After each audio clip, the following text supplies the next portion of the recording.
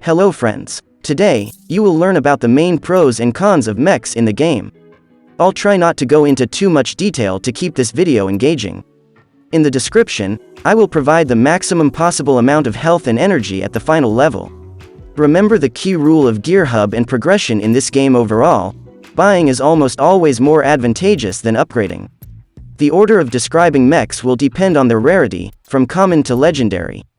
However, a legendary mech isn't always superior in battle compared to a rare one.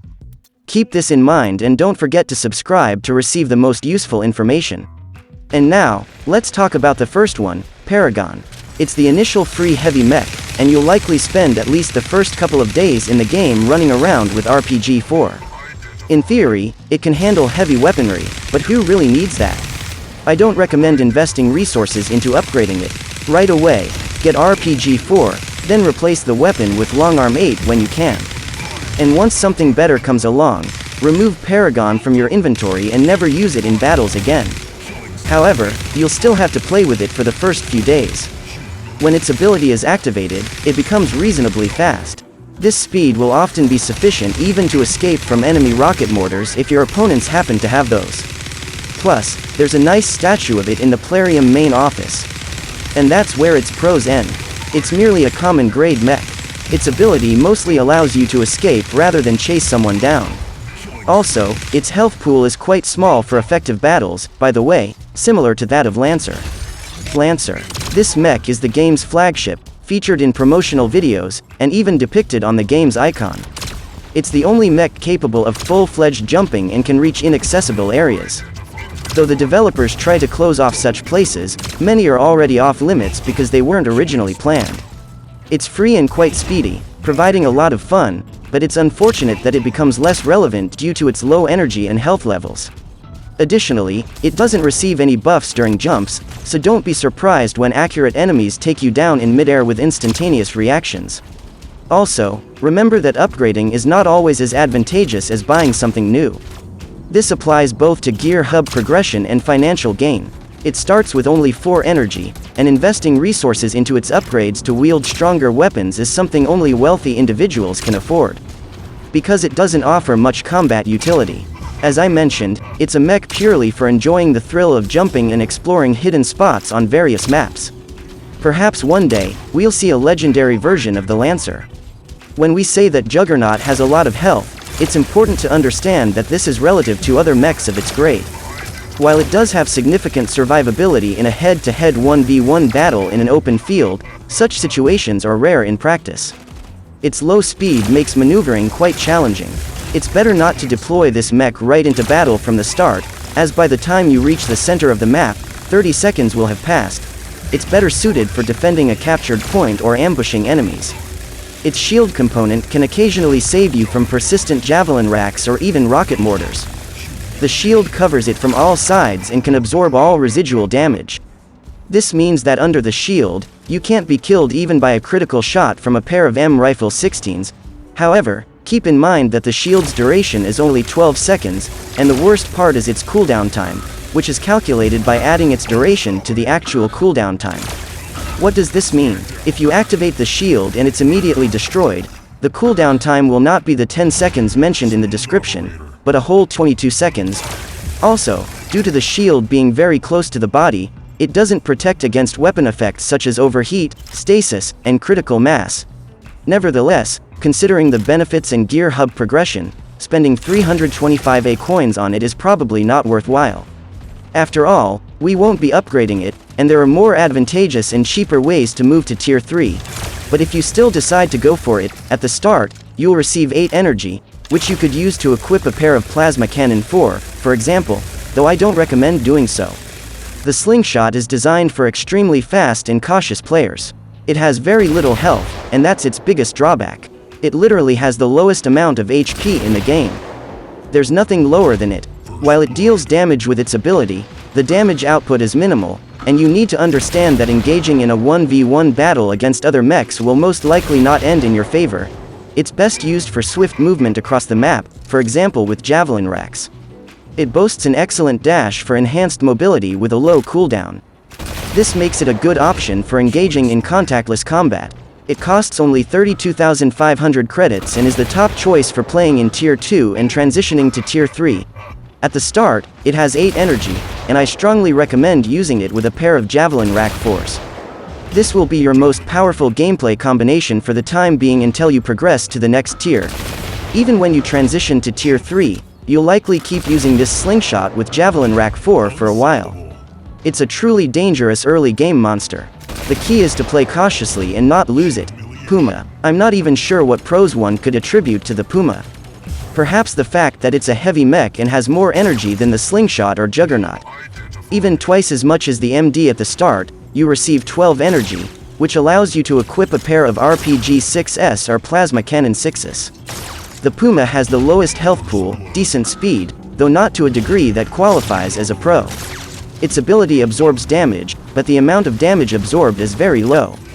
And the worst part is the combined cooldown with duration, just like with the Juggernaut. Meaning, if your shield is destroyed, you're defenseless for 20 seconds. Moreover, the unpleasant part is that you need to spend 325 A coins to buy it. For this, you get a mech with an extremely weak ability, minimal health, and 12 energy. However, the issue is that the choices on Tier 2 aren't extensive. While on open maps, you can roll around in your Slingshot drenching everyone with rocket salvos from Javelin Rack. When there are ceilings, you need to play differently. And for a certain period, that might be the Puma with a pair of plasma cannons. It's not the best option out there, but there's no other choice here. But overall, this is why the Puma is classified as uncommon grade and not legendary. We shouldn't have high expectations. The grade update has had its impact, and now the higher the grade, the better the ability and the more health. On one hand, there are discontented veterans who spent resources on items that are now useless. But on the other, this change is better for newcomers. Now it's clear from the start that the higher the rarity, the cooler the item. It's just a shame that some mechs were unique in their own way and are now worthless in the higher league, like the MD. Hello to the one and only healer in Mech Arena. While he can't boast a high amount of energy, he does have a decent speed and the ability to heal allies. He costs just 32,500 credits, and one way or another, it's in your best interest to buy him to transition to Tier 3. When you purchase him, you'll have only 6 energy. Probably the only suitable starting weapon option is RPG 6. But remember, this is a support mech. So, you'll likely be dissatisfied with the low amount of energy and the damage he deals. His ability doesn't restore as much as you would like, and the healing process can be interrupted by taking damage. He might make a decent company when teamed up with a Juggernaut on some smaller maps with narrow passages.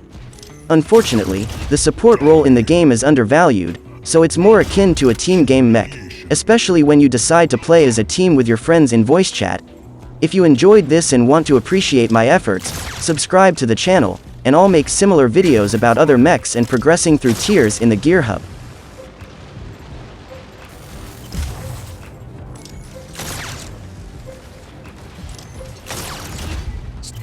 Identified.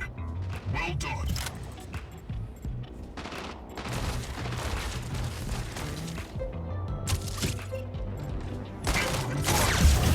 Unstoppable. Well done. Humiliation. Well done.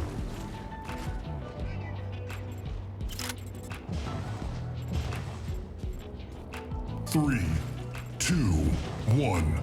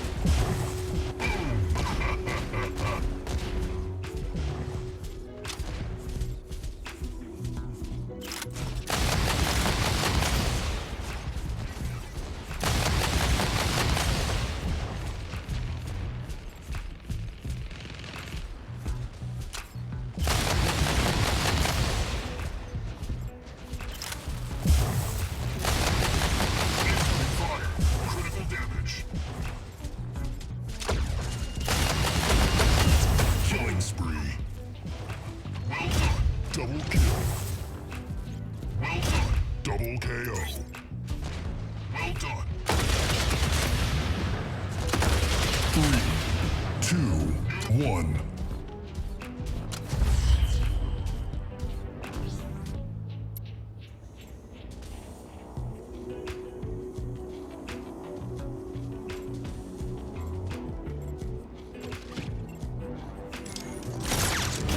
First blood. Well done.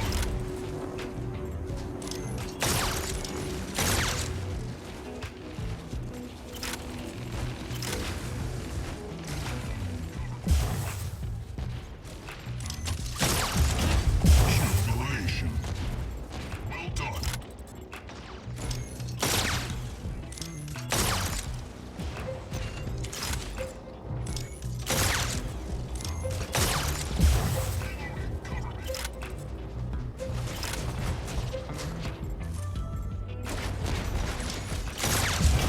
Killing spree. Well done.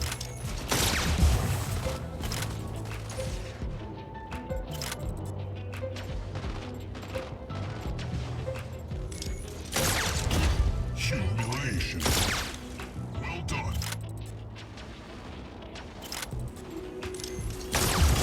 Dominating. Well done.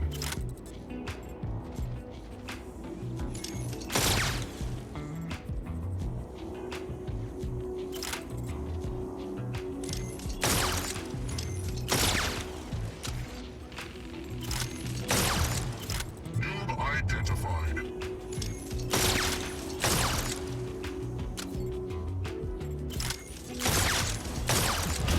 Unstoppable. Well done.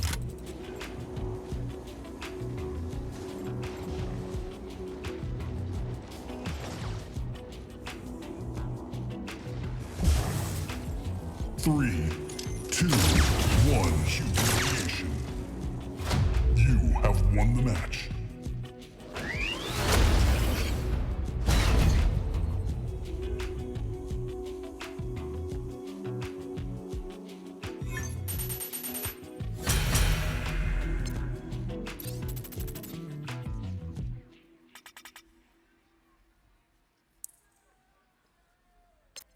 Thank you for watching.